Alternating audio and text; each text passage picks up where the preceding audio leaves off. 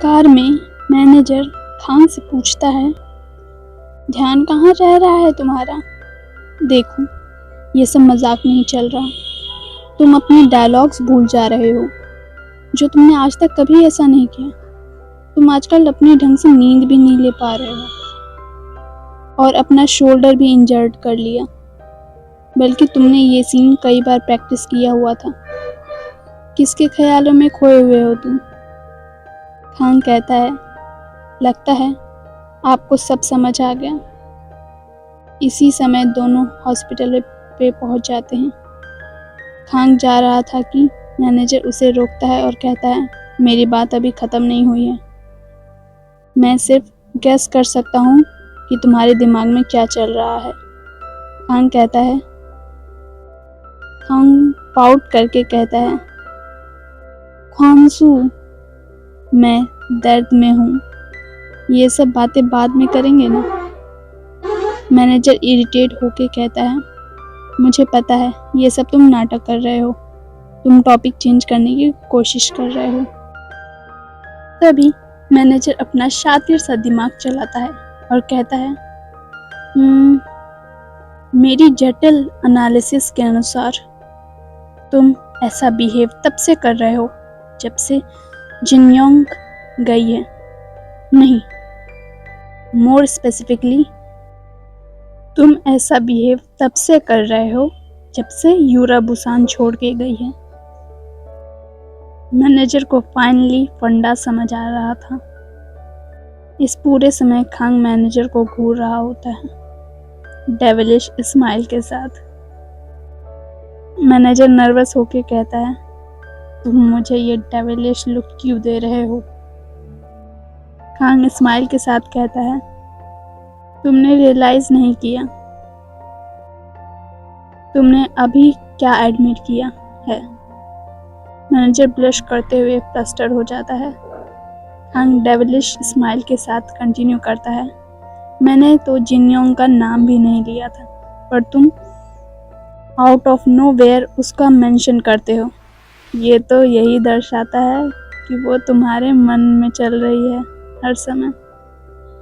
Manager और भी ज़्यादा ब्लश करने लग जाता है और खांग को बहुत समझाने की कोशिश करता है, बट खांग तो उसे इग्नोर कर अपने ही ख्यालों में खोया था। खांग मैनेजर के यूरा वाले क्वेश्चन को याद करता है और कहता है, शायद मैं उसे डिनाई नहीं कर सकता। मैं शायद यूरा को सच में मिस कर रहा हूँ।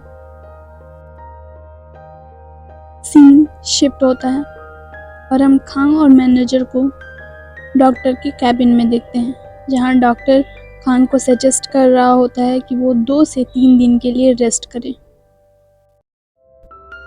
मैनेजर डायरेक्टर के पास जाता है उसको समझाने के लिए और डायरेक्टर भी खांग को ब्रेक दे देता है। डायरेक्टर यूरा वाले एक्सीडेंट से काफ़ी अफेक्टेड था। वो किसी भी कास्ट की लाइफ पे फिर से वो रिस्क नहीं लेना चाहता था, इसीलिए वो खांग को फाइनली ब्रेक दे देता है। यूजुअली वरना वो काफ़ी स्ट्रिक्ट पर्सन है। डायरेक्टर के इस काइंड जेस्चर से खांग भी हैरान रह जाता है। सीन शिफ्ट होता है और हम देख रहे होते हैं मैनेजर खांग को स्ट्रिक्टली रेस्ट करने को कहता है। खांग एकदम बोर हो जाता है खाली कमरे में बिना किसी काम के। वो जब रूम के बाहर आता है, मैनेजर को फुल ऑन अपने आप को एंजॉय करते देखता है और ईर्ष्यालु आंखों से कहता है, तुमने तो मुझे रेस्ट करने को बोला था और तुम यहाँ ड्रिंक कर रहे हो। मैनेजर कहता है, सभी मैनेजर्स शूटिंग सेट पे हैं, खाली कमरे में कोई मज़ा नहीं। वैसे तुम इस काउंच पे लेट सकते हो। मुंह ना चलाओ, काउच पे बैठ जाओ, ज़्यादा बेटर फील करोगे।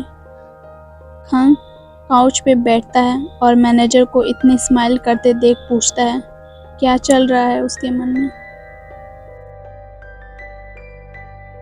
मैनेजर सुनते ही ब्लश करने लग जाता है और खिलखिलाते हुए मैनेजर अचानक से सीरियस हो जाता है और ब्लश करते हुए कहता है, तुम्हें याद है तुमने मुझे हॉस्पिटल के सामने कुछ पूछा था?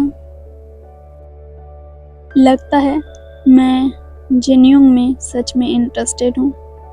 आई डोंट थिंक मैं उसे इतना जानता हूँ कि उसे लाइक कर सकूँ, बट लगता है मैं ऐसे पर्सन से अट्रैक्ट होता हूँ जो अपनी जॉब के लिए बहुत पैशनेट होता है। आई गेस मैं जिनक्योंग की और अट्रैक्ट भी इसीलिए हूँ। मैनेजर का ब्लश करते करते पूरा फेस रेड हो जाता है। तब खांग उसे टीज करते हुए कहता है, ओहो, तब तो तुम्हें अपने मन की बात उसे बता देनी चाहिए। तुमने तो अब तक नंबर भी एक्सचेंज कर लिए होंगे। मैनेजर रिग्रेटफुली ब्लश करता है और कहता है, हाँ ये सच है, हमने आपस में नंबर्स एक्सचेंज किए हैं, बट मैं ऐसी बातें फ़ोन पे नहीं करना चाहता हूँ। तभी मैनेजर कन्वर्सेशन का फोकस अपने आप को हटा के फाइनली खान की ओर करता है और कहता है, मेरा छोड़ो, तुम अपना बताओ, तुम्हारे और यूरा के बीच क्या चल रहा है? मेरा मतलब तुम उसके प्यार में इतने अधिक पड़ गए हो कि ये तुम्हारे वर्क को भी अफेक्ट कर रहा है? खान साइलेंट रहता है, कोई रिएक्शन नहीं देता और टॉपिक चेंज करने की कोशिश करता है और फाइनली मैनेजर के टेंट्रम करने पर उसे बता ही देता है, मैं भी कुछ वैसा ही फील करता हूँ जैसा तुम करते हो। मैनेजर कहता है, बिल्कुल विक्टोरियस एटीट्यूड के साथ, देखा, मुझे पता था। खान कहता है, तुम इतने एक्साइटेड क्यों हो रहे हो? मैनेजर कंटिन्यू करता है सीरियस टोन में, कहता है, तुम कोई 90s के आइडल नहीं हो, तुम्हारी इतनी एज भी हो चुकी है कि तुम किसी को डेट कर सको, बट हाँ, इसको ऑब्वियस नहीं करना। मूवी रिलीज से पहले कोई स्कैंडल ब्रेक नहीं होना चाहिए, उसका इम्पैक्ट खराब होगा। हाँ अपनी मैनेजर की इतनी दूर तक की लव लाइफ की इमेजिनेशन पे ब्लश करते हुए कहता है, तुम्हें नहीं लगता कि तुम कुछ ज़्यादा सोच रहे हो? इससे हमें ये तो पता चल जाता है कि खान यूरा को धीरे धीरे पसंद करने लग गया है और उसका मैनेजर भी यूरा के मैनेजर को पसंद करने लग गया है। मैनेजर कहता है, मैं फिर भी तुम दोनों को, तुम्हारी जोड़ी को बिल्कुल सपोर्ट करता हूँ।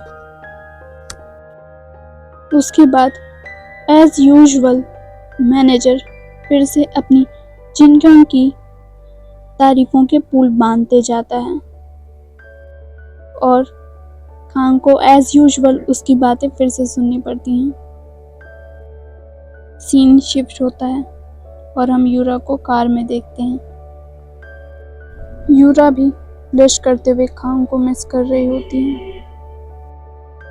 दोनों फ्रेंड अपने फेवरेट कैफे पे जाने को डिसाइड करती हैं। यूरा सीट पे बैठती है और मैनेजर अपना ऑर्डर प्लेस करने चली जाती है। यूरा अपने फ़ोन में गेम खेलने लग जाती है ताकि वो बोर ना हो इस खाली टाइम में। वो एकदम गेम में इतनी मग्न हो गई थी कि उसको आसपास का कुछ भी नहीं था कि आसपास क्या चल रहा है। तभी हम देखते हैं यूरा की टेबल पे 2 कॉफ़ी रखी जाती हैं और यूरा एकदम जो गेम में मग्न थी कहती है, जिनयोंग तुम बिल्कुल सही समय पे आई हो, तो क्या तुम ये लेवल बीट कर सकती हो? यूरा का एक्साइटेड चेहरा काम हो जाता है, वो शॉक्ड हो जाती है अपने सामने खांग को पाकर। वो बस खांग को देखती ही रह जाती है। तभी खांग उससे उस गेम के बारे में पूछता है और उससे उसका फ़ोन लेके देखने लग जाता है। यूरा नर्वस हो जाती है और मन में कहती है, ये क्या चल रहा है? क्या मैं कोई सपना देख रही हूँ? मेरे सामने सीनियर खांग बैठे हुए हैं